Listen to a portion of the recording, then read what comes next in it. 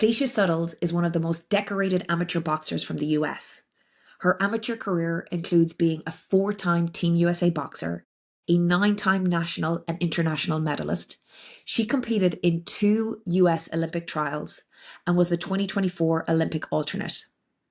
She's now 2-0 as a professional, on the USA Boxing Board of Directors as athlete rep, and has built a boxing academy from scratch. Stacia has lived the full amateur to pro pathway, and now she's helping to redesign it from the inside. She's an athlete, an advocate, a coach, and a founder. And I created Between the Rounds to share insights into the strategies that shape champions, the decisions, the transitions, and the work that nobody fully sees. And I'm so excited to have her on the podcast today to share some of her insights, having lived through both experiences. Stacia, welcome, and thank you for joining me on Between the Rounds. Thank you, Sarah, so much for having me. I'm really happy to be here, honestly, and proud of you for making this platform. Oh, amazing. Thank you. So listen, you were a 4-time Team USA athlete. Walk me through what that pathway actually looked like, and how do you go about making the team? Yeah, so when I first made the team, it's a little different than what it is now. I made the team back in 2016. I won my national championships then and made the 2017 team. And at that point, it was just you win national championships, you're on the team. Now it's a little bit different where you win national championships and now you have to still go in camp and prove yourself to be the number one fighter in the country. So it is a little bit different now, but overall, I mean, the path is similar in the way that you have to, sacrifice a lot. You have to work really, really hard. And once you get to the top, now the target's on your back now. So it's really hard to keep that spot. So, then versus now, it is slightly different to have that spot on the team, but overall, the process is the same. And do you feel like that was just based on the level of skill that was coming into the national tournaments and things like that they wanted to just really ensure that the development was there for fighters coming in? Yes and no. I think the biggest reason why they did it was because, sometimes you could have a fighter that competes really, really well at the international level and, they come and fight here at national championships and the judges aren't really seeing what's required for an international competitor or an Olympic level competitor. So that's one reason. Another reason is because we may have a competitor that is dominating at the world stage and then gets injured on the first night of a national championship. So, there's many different reasons as to why they did what they did. So yeah. You were just obviously in Colorado at the Olympic Trial Center at OTC. Mhm. So can you give us a little bit of insight into what brought you back and what did it feel like being in a different role? Yeah, I mean, honestly, it just felt really full circle for me. Instead of going there as an athlete competing for the spot that, everyone wants, I was there really just to support the athletes. I'm there as an athlete representative to just support the athletes, be there for them. I'm kind of the middle person between the athletes and USA Boxing or Team USA in a way. So it just felt really good to just be there, support them, speak up when needed, but just to really build a relationship with a lot of the athletes that I either hadn't met before or rebuild a relationship with the athletes that I had been on the team with before. So it That's was nice. awesome. And there's some amazing talent coming through the ranks right now, right? Yes, yes, a lot of talent. Actually, not most of the team, but a good amount of the team they were youth last year. So they just came up to elite and they dominated in the youth. Now they're doing their thing in the elite. So it's really, really cool to see like the talent over the years and now they're coming into the elite. So I'm really excited about this year to come, not just because I'm in the position that I'm in, but also just to see, hopefully we can get on top of these podiums and show the world like, all right, we're here. We're here and we're ready. And they're just gone to Yeah. Strandja, right? And that was a big moment for you too in your amateur career. Yeah, exactly. So they actually just started competition today. We already got Yeah. 2 wins. Woohoo. Hey, good stuff. Yeah, so I'm I'm keeping an excited. eye I'm on excited for Ireland them. too on the side. Yeah, I mean Ireland's got a great team, man. They are like a powerhouse, honestly. Yeah. But yeah, I actually won Strandja in 2017. It was my first international tournament. I won it. I got gold. and Amazing. I got best female boxer of the tournament. So definitely a pivotal moment for me as a boxer. And also it just showed me, because at that point I didn't really have a goal of going to the Olympics. It was just Right. I'm just having fun doing what I'm doing. But when I won that tournament, it really showed me like, okay, I can kind of step up and be part of the world stage and maybe go to the Olympics one day. That's amazing. Yeah, talk us through that transition in your mindset, right? Of like you're here competing, you're almost like participating, you're recognizing the skill that you're developing, and then all of a sudden it's like, wait a second, I do have what it takes. Like, talk me through a little Yeah. bit of that transition. Yeah, I mean, for better or for worse, right? Because I feel like in the beginning it was just for fun. It was just me having fun, going with the flow, going fight to fight, and kind of just one step in front of the other. And then you realize, oh wait, you can run, so it kind of shifted into I kind of put a little bit more pressure on myself to perform well, and I think that was like the downside of that realization. But all in all, it just pushed me to, now I'm a two-time Olympic trialist. I became an Olympic alternate in 2024. So if it wasn't for those beginning stages and all that it went through, then I wouldn't have been able to realize all of that. But yeah. That's awesome. I do want to touch a little bit on because I saw you mention this in another interview about the Hmm. 2018 nationals being a breaking point for you, right? And Yeah. you went through a really dark time, and you talk about depression in that moment. 6 years later, you became the 2024 Olympic alternate. What did that journey between those two moments actually look like? Can you kind of give us a little bit of insight into how you navigated that?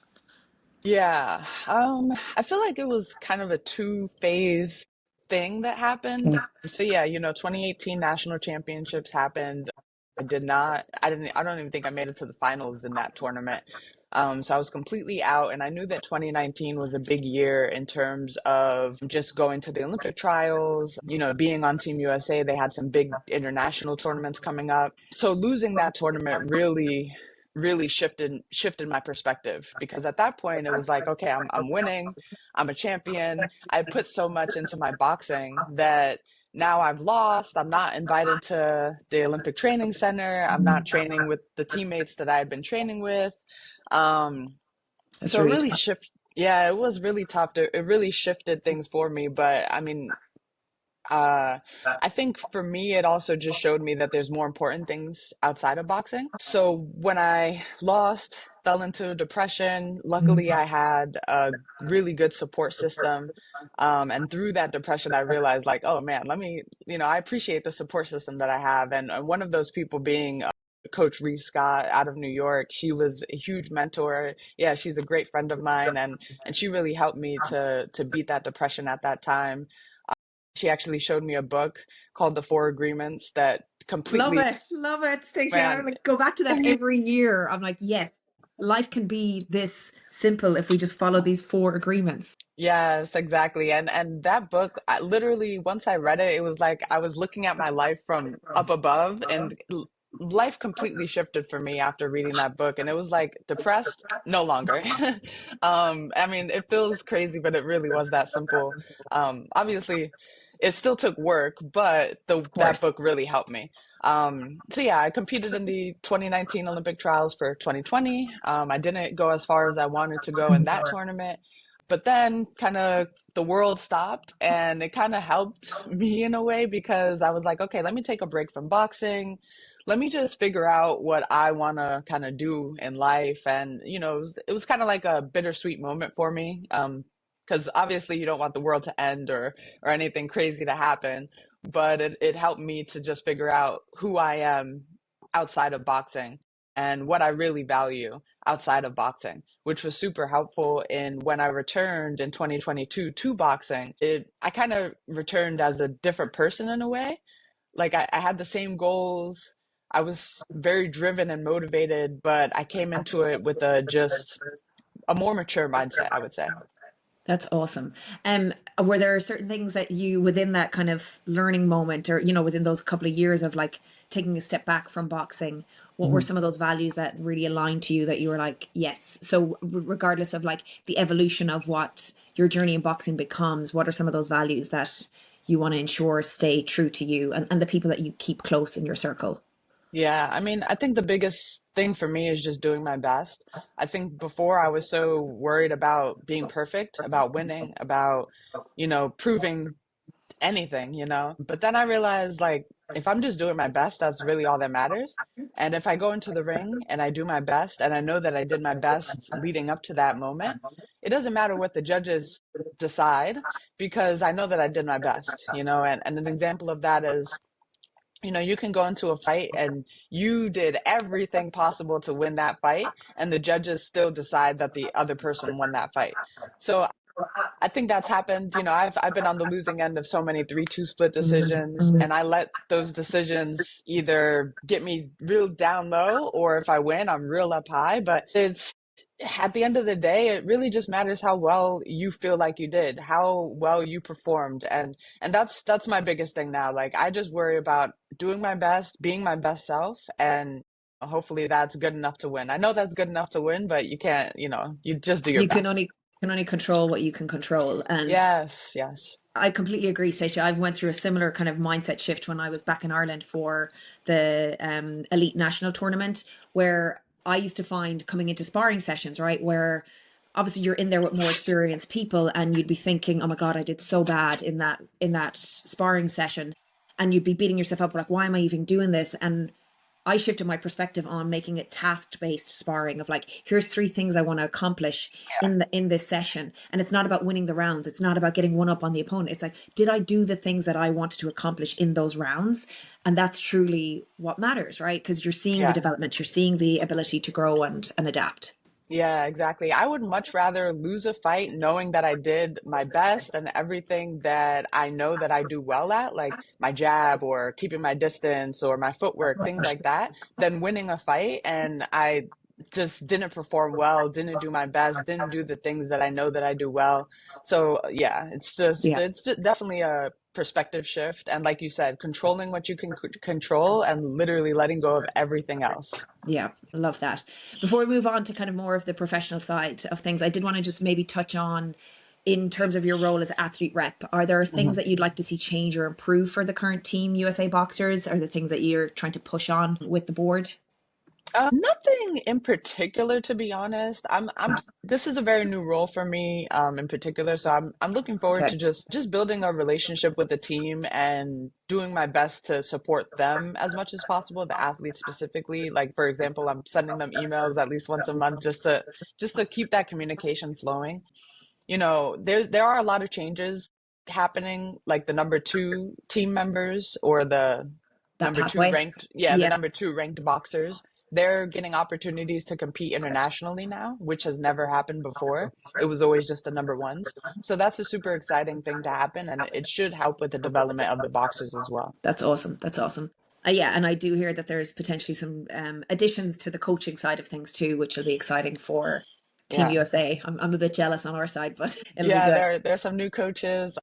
You know, they're always looking at the pool of boxer or pool of coaches that want to be there. So it's exciting to see. You know, I was just there and it was really, really intense. All the boxers were happy with everything that was happening. Even the boxers that had been there for years, they were like, we feel a difference. We see a Oh, difference good. here. So, you know, I'm hopeful that the changes that are happening will be for the better.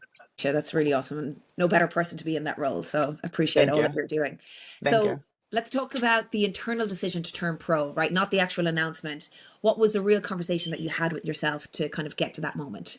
Yeah, it was a tough one. It was a really, really hard one because the Olympics have been a goal for so long, you know, since 2017. Mm. So to turn pro, I knew that it would be me turning a page on the amateurs, you know, turning my back on a goal that I had for a really long time. Ultimately, it came down to like me making a pros and cons list Right? after the 2024 Olympic trials, or 2023 is when it happened, but after the Olympic trials, I was still set on going for another Olympic cycle. It wasn't until I was approached by someone talking to me about the professional game that I was like, okay, this might be a lane that I could go into. But again, let me make a pros and cons list. So I made that pros and cons list, and really I just considered all the things that are important to me. I'm 31 years old right now. I was 30 at the time that I made the decision. I don't want to fight or compete for that much longer. I have my boxing academy. It's not a brick and mortar at the moment, but one day I do wanna have an actual academy or brick and mortar. And also, I don't really want to live at the Olympic Training Center for 9 months out of the year. When I have a family that I live a couple hours from that I want to see very often because they are getting older. I have my partner that, we live together. We're getting married soon, actually. So, I have things outside of my competing life that I value wholeheartedly that really help me to see, okay, what do I value and which decision do I want to make? And ultimately, going professional at the time felt like the best decision for me. That's awesome. Great that you were able to kind of get to that point of like the pros and cons list, thinking about the things that you learned from maybe that time off as well from boxing, of Hmm. like what you truly valued to help Yeah. make that informed decision. I love that. Let's talk a little bit about Eric Harding, right? How did that relationship Yeah. come together? What made you choose Philadelphia as the destination for your pro side? And what made you choose him? And for listeners, Eric Harding is a former pro light heavyweight from Philadelphia. He was 20-0 before fighting Roy Jones Jr. for the Mhm. unified title. And Jones had called this the hardest fight in his career. So, Stacia, tell us a little bit about that decision to go with Eric. Yeah, I mean, my relationship with Eric, I could not be any more grateful. I wholeheartedly believe in God's plan, and I feel like our relationship, coach and athlete, came together because of that. Wholeheartedly, I believe that.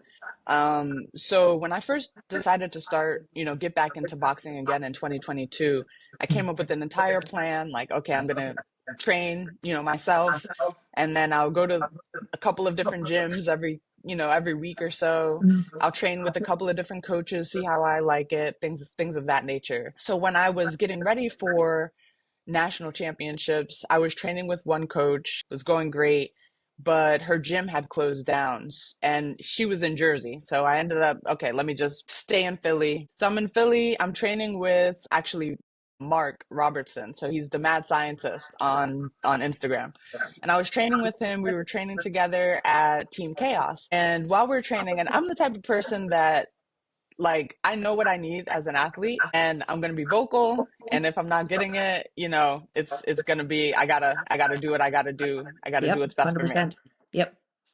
So, long story short, we it didn't work out to where Mark was my main coach, but he's still helping me now. And Eric Harding was in the gym training my now teammate Christian Ortiz. Him and I had a conversation, and it's been a good relationship ever since. We've been training together since January 2024. Lovely. Okay. Yeah, so it's only been 2 years now, but it honestly feels like a lifetime. He's improved me tremendously. It's a great relationship, and like I said, I was training with Mark as my head coach, but he's still there helping me. We call it the 6 p.m. crew because it's Eric Harding as the coach in there, Mark is also as the coach, and then we've got all these boxers in there just training hard, working hard, but just wanting to be world champion. So it's That's good. amazing. So, what does a coach with that kind of lived experience bring for preparation for you that you feel like you can't get anywhere else? Like, are there specifics that you can share? Yeah, I mean, he's been in the ring. He's been in there. He knows what it takes. He's literally done all the things that we're trying to do as Right. boxers or that I'm trying to do as a boxer, and not only that, like I can call him right now and we could have a regular conversation. Or if something's going on with my family, I can call him and be like, "Hey, something's going on with my dad or something's going on with my mom." And he's there for me. He's like, "Let me know what you need, let me know how long you're going to be out the gym. It's okay." He's there for me as a person and as an athlete, which I couldn't ask for, a better relationship because that's the type of person that I am. Yeah. I want relationships that actually mean something, not just, "Oh yeah, you're my boxer," or, "Oh yeah, you're winning world titles." He cares about me as a person, which is great. And he knows what it takes to be a world champion. So That's awesome. And I agree on that in terms of the bond between a coach and a fighter is so special. And when you get it right, the chemistry that plays out is it's just unmatched. And a lot of people can't quite understand that. And I think it can be tough when you're with a coach who it's a very transactional kind of process and they don't necessarily care about the holistic aspect of everything going on in your life. It's not that you're trying to bring drama to the situation, but I think it's just understanding, what you're processing and what you're going through. And for a coach to have that type of connection and care about their fighter, I think is really, really special. So it sounds like you got something really good there. Yeah, yeah, I'm wholeheartedly appreciate him, and he's kind of like my Philly dad in a way. Like he'll watch Love out for it. me, no matter what, and he's always asking about my parents, so it's great. That's awesome. So Chanel Butler is training alongside you under her Harding, right? She had an Yes, amazing win last night as well. What do you yes. see in her and what does it do for your own preparation training with someone on the upside? Yeah, it's awesome. She actually just came into boxing like 2 or 3 years ago. So it's No awesome. way. That's Yeah, so amazing. she actually came from MMA, and Okay. so that was her main sport. She only came and transitioned into boxing because she had a knee injury, so she couldn't Right. compete or do MMA. So it's again, it's like God's plan again, just showing sometimes negative things happen for a positive to come out of it. And it's just awesome to see. I'm really proud of her, really happy for her, and it's just a sign to show like our whole team is going to be on the up and up very, very soon. And you can tell I've seen some clips of you and it's a real genuine connection and bond there. Now that you've lived kind of both amateur and pro, what do you wish someone had told you about the business side before you turned pro? Oh man. Okay, so the business side of boxing is, I mean, that's just it. The professional boxing is completely a business, and your Yeah. skills mean literally nothing in professional boxing. And I mean, people can say, no, you're just being a hater, or that's not true, you're just not doing it right. I mean, I completely feel like that's what it is. Skills don't matter. It really just matters. I want to say how marketable you are, but I don't even think that's it. I just think it's who you know and how much money they can make off of you, really. From what I've noticed, because I'm the type of person that I'm an intelligent person, I know what I'm reading. I'm not going to let anybody just walk over me, and I'm also like you got to build trust with me, especially when it comes to like me signing a contract. And I think in the boxing world, they don't really like that. They want people that are young, easily impressionable, and people that they can kind of walk all over or take advantage of. And I'm not afraid to say it. I feel like that's really how this professional boxing is, unfortunately. Yeah, so that I feel like that's what I wish someone told me. I mean, all in all, and I'll say this, if I had known then what I know now about professional boxing, I would have stayed amateur. Okay. But, I think everything happens for a reason. I wouldn't be in the athlete role that I am, the athlete representative role that I am if I stayed amateur, I believe. So I think everything happens for a reason. Maybe I can be the voice to tell people, listen, stay amateur a little bit longer, or just to caution people, don't be so quick to turn professional. Like I said, I made the best decision knowing all the information that I had at the time. But I think people are really, really quick to go professional and aren't aware that the pro game is not for the weak. That's for sure.